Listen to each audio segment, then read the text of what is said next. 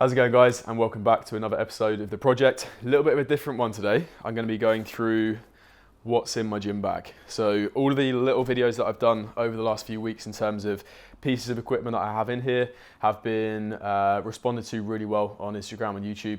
You guys seem to really find it valuable to know kind of those little tips and tricks in terms of things you can have in here to help your training. So we're going to go through that today. First of all, I've got a Train by JP gym bag, so thank you to the guys over there for providing those. I went to Manchester a couple of weeks ago for the Pro Coach / No Switch Fitness seminar, and they provided a load of free goodies. That was one of them. So yeah, let's get into what's inside. First thing, and I'd say probably the most important thing to have in your gym bag, let's see if you can guess it before I put it out, it is one of these little guys, just a notepad, or what we like to call a logbook. So making sure that we are tracking our training, having a log of exactly what exercise you did, what weights, what reps you did last week, and understanding whether you are actually progressing in the gym or not is one of the biggest things that you can be doing in order to make sure you are moving forward. So yeah, especially throughout this dieting phase as well, as I spoke about in the previous video, I believe, in terms of maintaining muscle tissue, making sure that you're staying on top of training performance is a big thing. So that is the first thing in there, and probably the most important thing. Second up, we have the 1MR cuffs. We've got the slightly larger ones. I believe they do some smaller ones as well. But these are honestly the best cuffs that I've ever used. I've used more kind of expensive brands in the past, and they're actually a lot worse. And these are kind of nice and wide. They've also got like a neoprene inside, I believe it's called. It just makes it comfy. They also stick to the arm fairly nicely. They don't slide about, which is really good. And the reason why these are in here, it allows us to, on a lot of exercises, just create a little bit more of a direct challenge to the muscle that we're trying to train. Secondly, we can use it to our advantage just to take certain joints out of the movement there as well, which kind of ties into that first point. So say, for instance, on a pec fly on a cable or a lateral raise, rather than holding that handle, you can actually place it either over the wrist or actually above the elbow joint as well. So you can take those two guys out of it, which is going to decrease joint force slightly. But the main thing for me is just that more direct challenge towards that muscle group and being able to train it more efficiently and be able to feel it working throughout that movement. So another good tool for the gym bag. 1MR would definitely recommend. Next up, we have some grips. So I would be lost without these in terms of any back training. These ones are the Cobra Grips. I've had these for years and they've lasted me really well. I much prefer this type of kind of paddle grip rather than the straps. Just personal preference, but you can literally just whack them on and then you've just got a paddle that then wraps around the bar. So it's just super quick and easy to actually get on and then go. They're rubber as well, just makes them really grippy. And yeah, obviously any back training, any heavy pulls, the majority of the time you're going to need something to assist your grip, because those guys that are pulling that weight, your lats, everything like that, they're always going to be stronger than these smaller forearm muscles. So that's another kind of necessity for me within my equipment.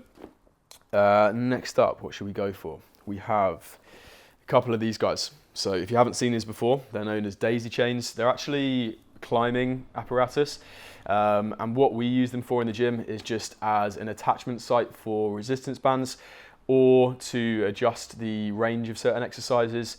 I also use these as well to spot people or help people to spot me on certain exercises. So first point, attaching resistance bands. In terms of proper application of resistance bands, you need to have adjustability in terms of where you actually apply that. I see so many people just whacking a band over a Smith machine or a hack squat and not really thinking about it, not really thinking about where it's actually attached, not thinking about how much load that band actually needs to be taken off, where that band actually needs to start kicking in. So that allows us to be very specific with that application of that, and again, just make our training a lot more efficient from that standpoint.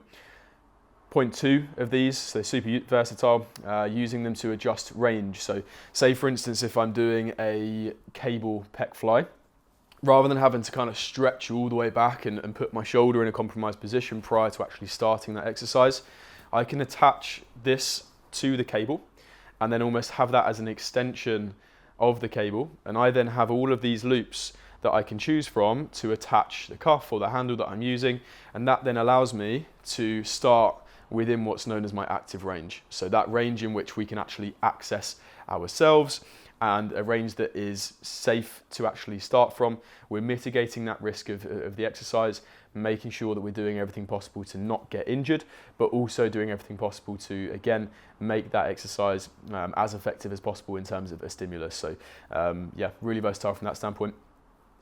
Third point, actually spotting people. So especially on row movements, I've been looping these over the handle of, say, a row machine. You can then stand behind the person and actually pull this to help assist on those last few reps if they're training to failure, or they want to just take a few assisted reps at the end there as well. So another really cool piece of equipment. I just got those off Amazon. I know 1MR and Josh are kind of bringing those out as well. I believe they're on his website. So yeah, definitely go and check them out as well. What you're also going to need alongside those are clips. Now, again, I always see people buying cheap clips, and you don't want to do that. You don't want to leave anything to risk. I have bought cheap clips in the past when I first started training. They do break, trust me, and it's not nice when they break halfway through an exercise. So make sure that you do get quality clips. I will link these in the description. I've had these for years now. Again, just Amazon, but they are actually climbing clips. So they are guaranteed to have enough kind of like strength to deal with what we're using them for in the gym. And again, you need a few of these just to make sure that you can attach daisy chains, attach bands, attach cuffs, attach handles. So yeah, another very, very important one there. Another similar thing to the daisy chain, and that I sometimes use this for, is a strap, so just a climbing strap. I would tend to just use this on lateral raises really, and the reason behind this is just to create a smooth range of motion throughout that exercise. So anything that we are doing on the cables that creates those or causes a situation where those cables are crossing over and almost rubbing together, you'll find that the clips and like the little ball on the end of the cable clang together and will kind of really affect that movement in terms of how smooth that range of motion is. So what you can do is attach that to the cable, then attach your handle or whatever you're using to the other side, and that then creates this surface that these two straps kind of rub against, and that then creates a nice smooth movement there. So like the daisy chains do work, but I find that because all the loops are on there, it can still make it a little bit jaggedy. So that's why I got these nice long smooth ones. Again, most of the things you've seen so far are just off of Amazon, so I can link those in the description as well. Next up, I put this on my Instagram the other day, so a lashing strap. So this is just a long strap that I use as a seat belt, or what we would call a restraint on an exercise. So you'll see me use this on leg extensions to make sure that we are holding our hips down or actually giving our hips something to push into, especially as you get heavier in comparison to your body weight. I don't know if you guys have seen that funny video of a guy trying to max out a leg extension, and he tries to push the weight and he just flips himself out the machine. It's because that is going to happen at some point. Our hips are going to start lifting up, so we need to restrain ourselves down. You can use it on multiple other movements as well. And yeah, if you are able to create an environment where you're really stable and not having to focus all of your energy on just keeping yourself locked in and keeping yourself actually in the machine, all of that effort then can then go towards producing force on that movement. So yeah, leg extension is a good example, but it's very versatile there as well. I also use it just to attach certain things to different machines. So say if I'm adding an additional pad to a machine, for instance, on some row machines I might use a curved ab mat on the chest support just to give me something to actually curve over if I'm doing any spinal extension work there. So again, that's another good piece. Right, what is next? We have some knee sleeves, not necessary. This is again just personal preference. These are just the single ply knee sleeves from Strength Shop. They're very old, very battered. I think the label's fallen off the other one, and they absolutely stink. But these are more so something that I use within the winter just to almost make my knees feel warmer throughout the sessions. It's purely kind of anecdotal. I don't think these aren't tight at all, so they're not really going to be providing a lot of assistance. I'm not a big fan of using like knee wraps or very tight knee sleeves, down to the fact that long-term use of those potentially will actually do more harm than good, because if you think about it, we're actually creating more compression at that joint. We're shoving the patella against that tendon and potentially creating more wear down than we would if we don't use them. So yeah, not necessary, but yeah, just personal preference is something that I like. Next up, again, not necessary, but something that I use every now and again is a belt. I can't actually remember what brand this is because I bought it years ago again, but I'll try and find it. But again, probably one of the best belts I've used. Any belt that I would use, I would always go for a slightly wider surface area like this, just to give you something to brace against. And again, I wouldn't use this as a crux to use on an exercise that I can't actually brace myself. I use it more so as a cue to help myself brace, if that makes sense. So if I'm doing any heavy hip hinges or anything like that, if I've got that around the waist just slightly tight, that then can just create that physical feedback of, right, am I keeping those guys tight? Am I bracing at the top and the bottom of this rep and throughout? So yeah, another one. Again, I know 1MR are just bringing out some new belts like that, and they look awesome. This isn't a sponsored video or anything, but Joss is just dominating the accessory game at the moment. Next up, what have we got?